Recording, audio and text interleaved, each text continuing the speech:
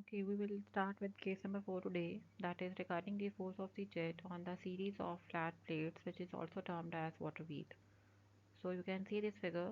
Water wheel is a machine on which number of the flat plates are mounted only on the outer periphery of the wheel at equal spacing. So when jet of the water coming out of the nozzle will strike on the series of the flat plates, it will apply an impulsive force on the plate and a torque will be produced in the wheel which will rotate it. Now consider a jet of the water striking normally to a moving series of the flat plates as shown in this figure. So over here consider that d is the diameter of the jet, a is the cross-sectional area of the jet, that is pi d square by 4, q is the discharge, that is a into v, m is the mass flow rate, that is rho into q, rho is the density of the fluid, and v is the velocity of the jet. U is the velocity of the plate or the peripheral velocity of V or the tangential velocity of V. So it is basically the velocity which is dominant about the periphery of this water wheel, and F is the force of the series of the plates on the jet, which is exactly equal to the force of the jet on a series of the plates. Now we will do the following assumptions for deriving the relation for the force in this case. So first assumption is that jet is striking normally to the plate. This assumption is not actually valid, but it can be applied if we are considering a larger diameter wheel.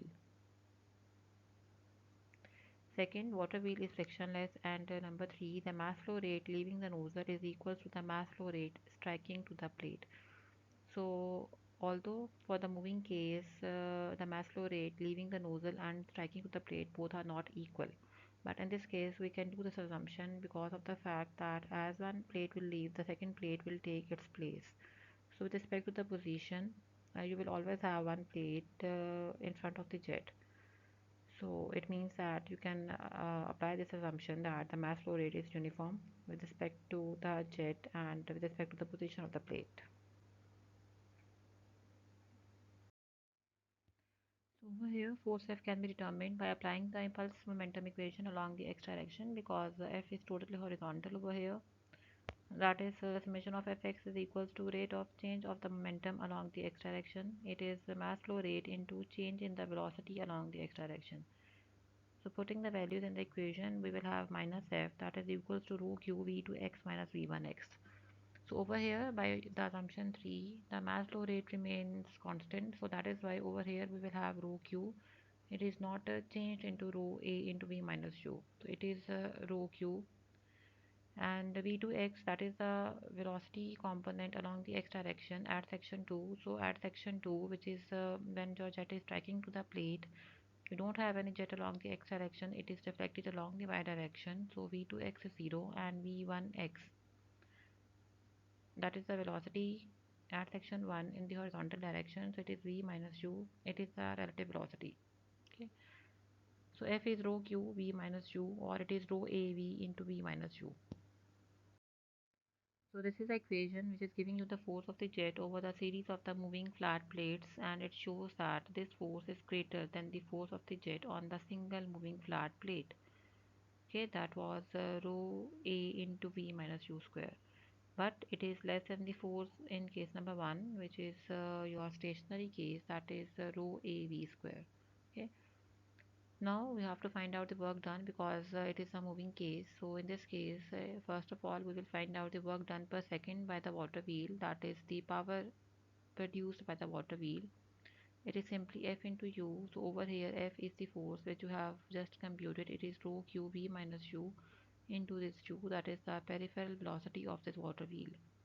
Work done per weight, that is work done per second by gamma q. So just put the values of the equation over here, and on simplification we will get this equation. This is the work done per weight by the water wheel, or it is the output power in terms of the head.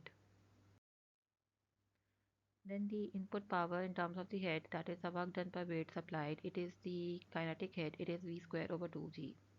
Now you can find out the relation for the efficiency of the water wheel by dividing the relation of the output to the input, and on simplification we will get this equation. So this equation is giving us the efficiency of the water wheel. Now to determine the maximum efficiency of the water wheel, we will differentiate the efficiency expression with respect to u and equating it to 0.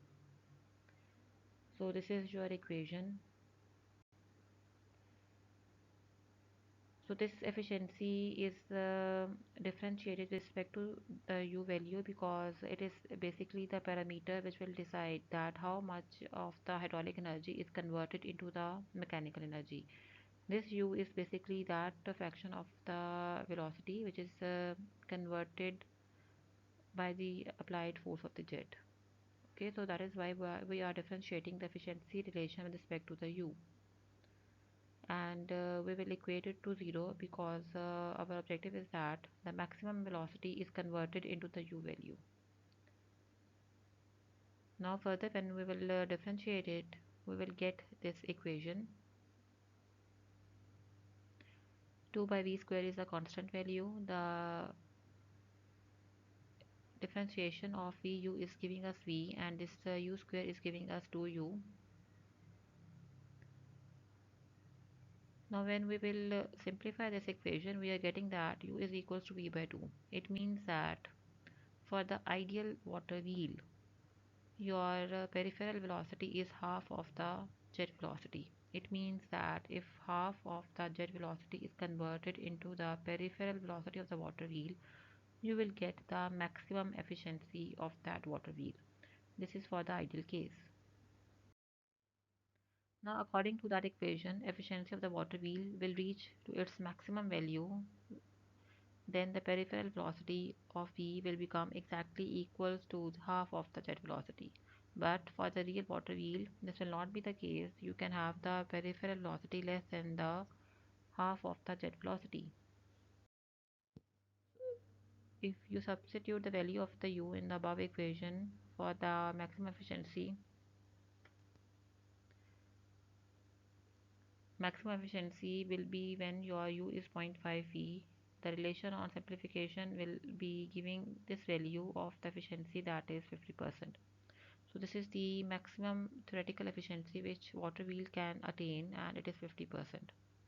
But for the real water wheel, the efficiency will not be 50%, it will be less than this 50% value.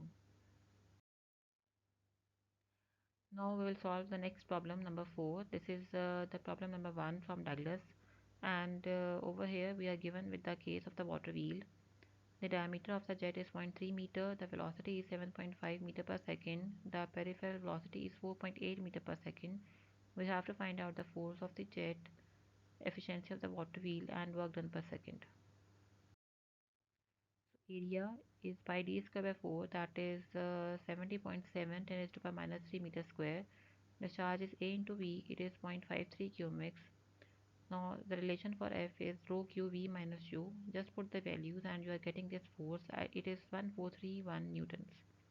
Now work done per second by water wheel, it is simply F into u. You have computed the value of F, you know the value of u, just multiply them. You will get work done per second. It is 6868.8 watts. Now work done per beat. Simply divide this P by gamma Q. You have this power value and divide it by gamma, that is 9810, and Q is 0.53. This head is coming as 1.32 meters of water. So note down the units. This is your output power in terms of the head. So it is 1.32 meters of water.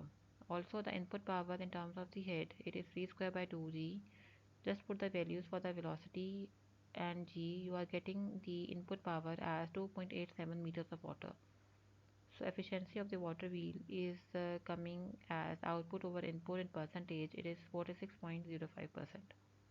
So it means that in this case the efficiency of this water wheel is 46.05%.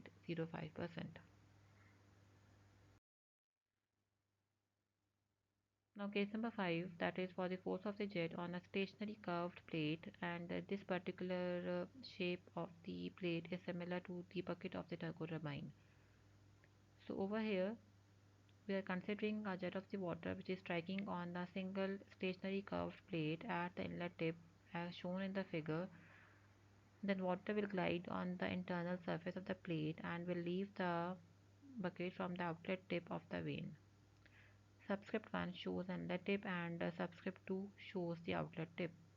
The velocity at the inlet tip is v1.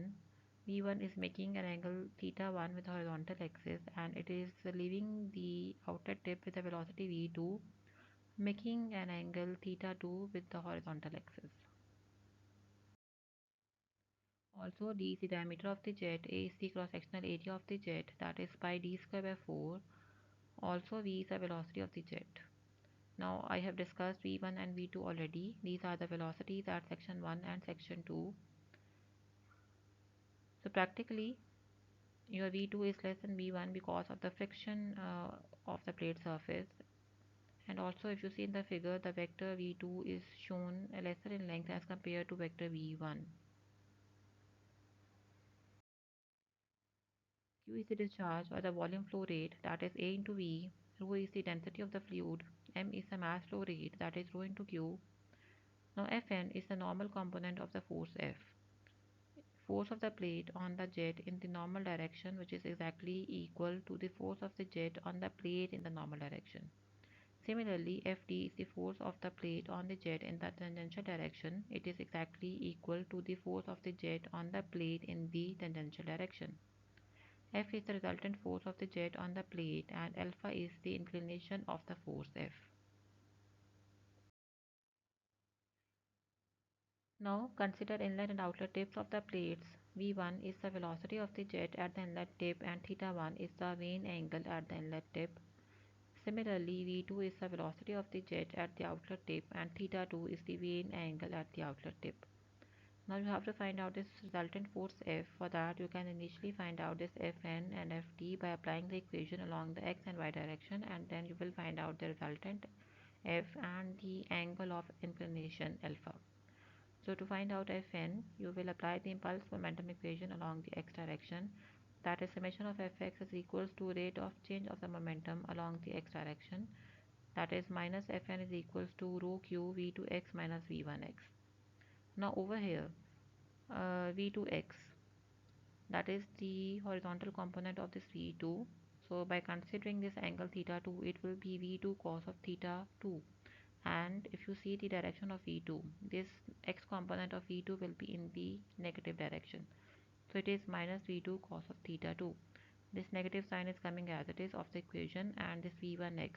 This v1 will give you the component v1x as positive, and it is v1 cos of theta 1. Fn is coming as rho q v2 cos of theta 2 plus v1 cos of theta 1. This equation is for the real plates because you are considering the actual values of v1 and v2. Now it is the expression for the normal force for the jet on the plate. This expression is valid for the real plates because in the real case friction is encountered, and in the above equation exact values of v1 and v2 are used. Now if you consider the ideal case and you are ignoring the frictional effect, in that case v1 and v2 both are considered to be equal, and they will be equal to constant velocity v. As you don't have any change in the velocity, so no need to give the subscript 1 and 2 in the ideal case, and you can take the velocity as v. In that case, Fn is equals to rho qv cos of theta 1 plus cos of theta 2. This is the equation for the ideal plates. Now to obtain the maximum force, your theta 1 and theta 2 should be equals to 0. So that is coming from the equation, that is having your theta cos of theta as a variable. So if you put theta 1 and theta 2 as 0, your Fn maximum will be as 2 rho qv. This is for the ideal plate. Theta 1 and theta 2 both are 0. It means that your v1 is exactly entering horizontally to the bucket or plate, and it is leaving exactly horizontally from the bucket or the plate. So this equation shows that the force of the jet on a curved plate having the vane angle 0 is doubled as compared to the force on a flat plate. For the real plates, the force will be slightly less than 2 because of the because of the presence of the frictional effect, and also we find that by curving the plate, the force on the plate is increased. Now to find out Ft, we will apply the impulse momentum equation along the y direction. That is, the summation of y is equal to rate of change of the momentum along the y direction. Ft is equal to rho q v2y minus v1y. Over here v2y, that is a vertical component of v2, it is acting in the downward direction and it is coming through sine of this angle theta 2. So it is minus v2 sine of theta 2. Also v1y over here is negative and coming with the sine of angle theta 1. So it is also minus v1 sine of theta 1. On simplification, you are getting this equation for ft, that is rho q v1 sine of theta 1 minus v2 sine of theta 2. So this equation is for the real plates because actual velocities v1 and v2 are used over here, and for the ideal plate you will assume that you don't have any frictional loss and the input velocity is coming as your output velocity. So over here v1 and v2 both are taken as v, and your equation is rho q v sine of theta 1 minus sine of theta 2. So this equation shows that again theta is the variable in this equation, and by controlling the theta value you can control the value of ft. Now we have to decide that which component out of Fn and Ft should be objectived to increased or which should be decreased. So for that, you can see that if number of the curved plates are mounted on the wheel, then Fn will be responsible for the rotation of the wheel and Ft is applying the axial force on the shaft, either that is pulling or pushing the shaft. And as the shaft is resting on the bearing, so pressure of Ft is harmful because it increases the friction in the bearings. Only Fn is useful, so we'll try to reduce harmful component and try to increase the useful one. It means that we will try to increase Fn and we will try to reduce Ft. We have already discussed that we can increase Ft by making theta 1 and theta 2 both equals to 0, and for Ft, if you see the equation, your Ft is rho qv sine of theta 1 minus sine of theta 2. So for Ft, condition is that both theta 1 and theta 2 should be just equal. Okay, so if you keep these two angles equal, that will reduce your Ft to the minimum value, that is 0, and if you further keep these two equal and equals to 0, that will make your Ft as maximum, that is rho qv. So Ft minimum is 0 for the ideal plate. Also you can find out F, that is the resultant of these two forces, and alpha is tangent inverse of Ft over Fn. Okay, now we'll solve a numerical problem regarding this case. So in this case, you have to find out the normal and tangential force of the jet on a curved plate having the inlet and outlet vane angles of 20 and 15 degree. These are given as theta 1 and theta 2. Diameter of the jet is 4 centimeter and its velocity is 50 meter per second. So you have to find out Fn and Ft.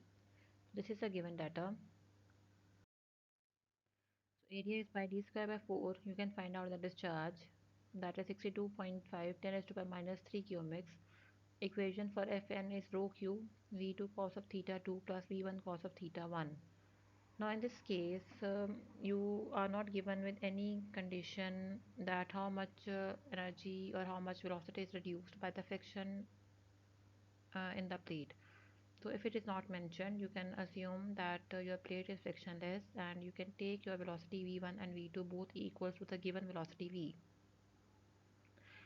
Unless otherwise stated, you can use this assumption. Otherwise, if any idea is given about the frictional losses during the flow on the plate surface, then you must consider the losses due to the friction, and that will imply that you will apply the real plate case.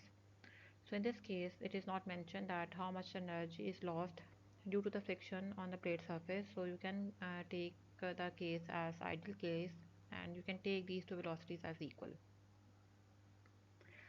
So your equation is Fn is rho qv cos of theta 1 plus cos of theta 2, and your answer is coming to be 5955 newtons. But due to the rounding, some students can get a slightly different answer. It can be around 5986 newtons. So both are okay. Also for Fi or Ft, It is rho q v sine of theta 1 minus sine of theta 2. Again, you will consider the ideal case, and your answer is 260 Newton, or for some cases it can be 261 Newton, depending either you are using the rounded numbers or you are using the values directly in the calculations. So these are your Fn and Ft values. Now you will consider this next problem for this case as well. So if you see the statement, in this you have to find out the resultant force on a stationary curved plate having the vane angles as 20 and 30 degree. Diameter of the jet is 0.1 meter and the velocity is 10 meter per second. Now if you see the statement, in this you have to assume the friction reduces the velocity of the jet by 5%. So over here you are given with the idea that how much is the loss in the velocity due to the friction. So this is the case of the real plate. So over here you have to find out if the plate is stationary, so its u value is 0. Theta 1 and theta 2 are 20 and 30 degrees respectively. Diameter of the jet is 0.1 meter. Over here your given velocity is v1, that is 10 meter per second, and due to the friction at the outlet tip the velocity will reduce by 5%.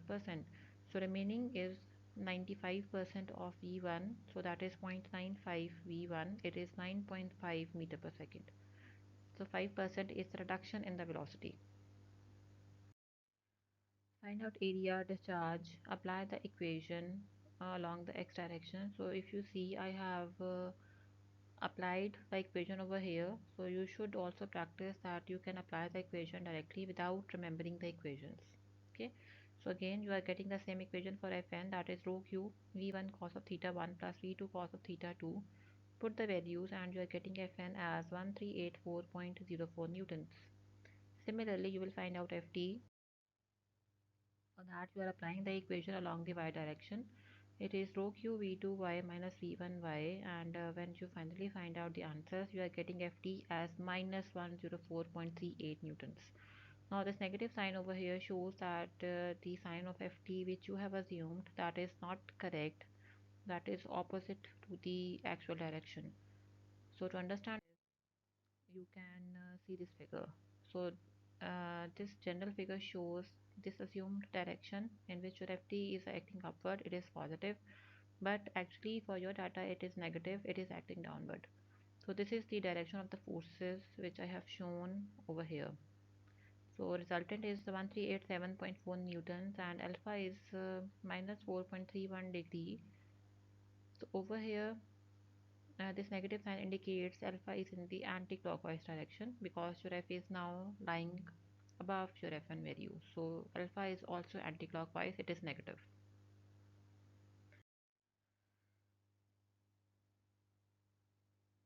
Now case number 6, that is for the force of the jet on a stationary curved plate, but in this case your theta 1 is 0. Now this shape of the plate is similar to the half bucket of a Pelton wheel.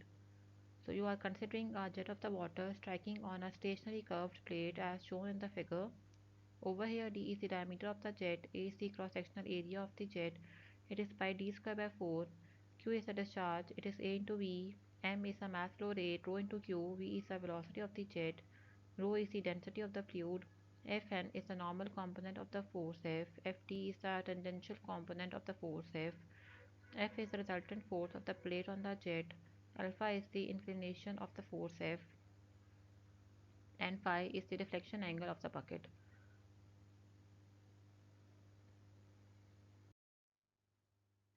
Consider inlet and outlet tips of the plate or the bucket. So V1 is the velocity of the jet at the inlet tip and theta 1 is the vane angle at the inlet tip, and in this case it is 0. Also V2 is the velocity of the jet at the outlet tip and theta 2 is the vane angle at the outlet tip. So this theta 2 is equals to 180 minus phi coming from this deflection angle. So again you will find out Fn and Ft by applying the equation along the x and y direction, and the resultant will give you F. So Fn is coming to be rho q v1 plus v2 cos of theta 2. So over here your theta 1 is 0, so that is why your equation is simplified to this v1 plus v2 cos of theta 2. Again, this is your relation for the real plate. You can simplify it for the ideal by considering this V as your V1 and V2. So equation is Fn is rho q V1 plus cos of theta 2. Practically, this theta 2 should be kept between 5 to 15-degree range. Now, if you have to find out Ft, you will apply the impulse momentum equation along the y direction, and finally your equation is coming as Ft is minus rho q V2 sine of theta 2. This is for the real plate, and for the ideal, take V1 and V2 as equals to V, and equation for Ft is coming as minus rho qv sine of theta 2. This is for the ideal plate. So negative sign shows that our assumed direction of Ft is not correct. It is opposite to what we have assumed. Now see this problem. This is problem number 15 from Douglas. So in this case, you are having a jet having the diameter 75 millimeter. Its velocity is 21 meter per second. It is entering to the stationary bucket having theta 1 as 0, and deflection is angle is given to you 120 degree. So you can find out theta 2 by using this deflection angle. It is 180 minus 5, so that is 60 degree in your case. You have to find out the force of the jet theta at u is equals to 0. It means that your plate is not moving.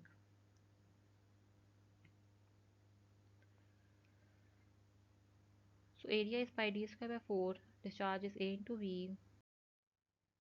Now the first case is u is equals to 0.